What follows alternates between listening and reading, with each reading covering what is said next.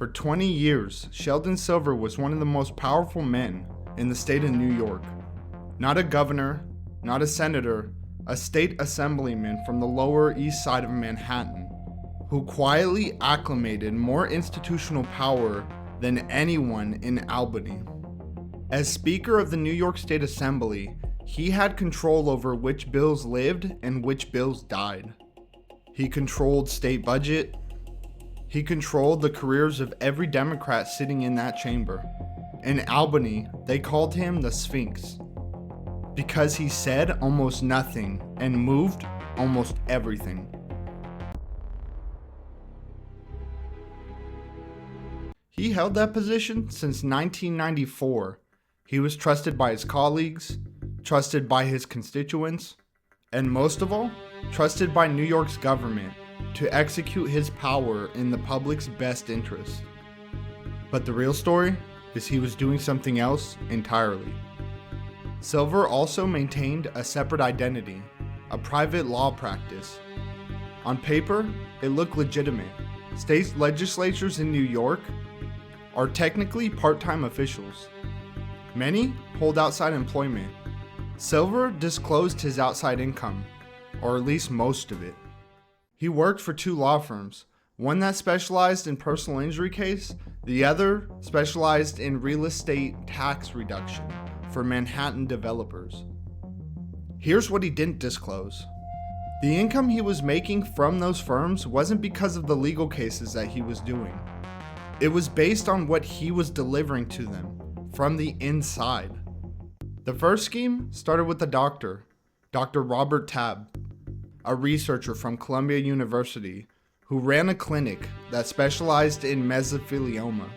Mesothelioma is an aggressive type of cancer that's usually caused from exposure to asbestos or other types of harmful chemicals. By the time most patients are diagnosed, they already have limited time. They are desperate, and they're usually looking for legal representation to pursue the companies that are responsible for the cancer. Silver approached Dr. Tabb with what looked like generosity. He directed $500,000 in New York Assembly grants, taxpayer money, to Tabb's research clinic at Columbia. At least, that's what it looked like from the outside. What it actually was? A transaction. In exchange for those state grants, Tabb started referring his patients, people dying of mesothelioma, exclusively to Silver's law firm. Silver did no legal work for those clients. He brought no expertise to their case. He was simply the man who sent the money and was now collecting a return on it. The firm paid Silver $3.1 million in referral fees for the cancer cases that were won by the law firm, collected off the legal claims of people who were dying of a very aggressive, nasty cancer. And that was only one of his schemes. The second scheme ran simultaneously.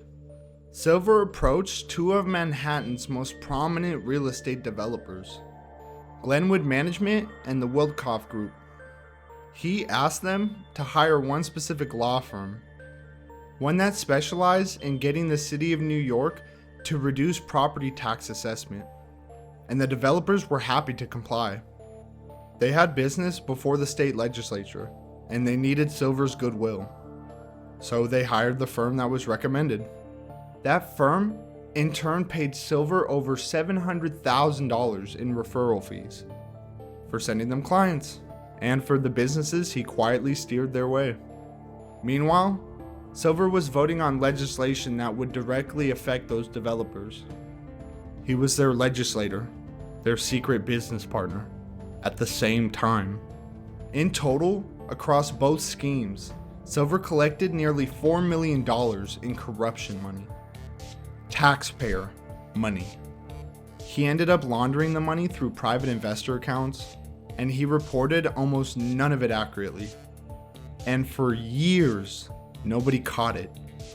He was the Sphinx, and he'd been operating this machine for over a decade, because the man that was running it was one of the most powerful legislators in New York.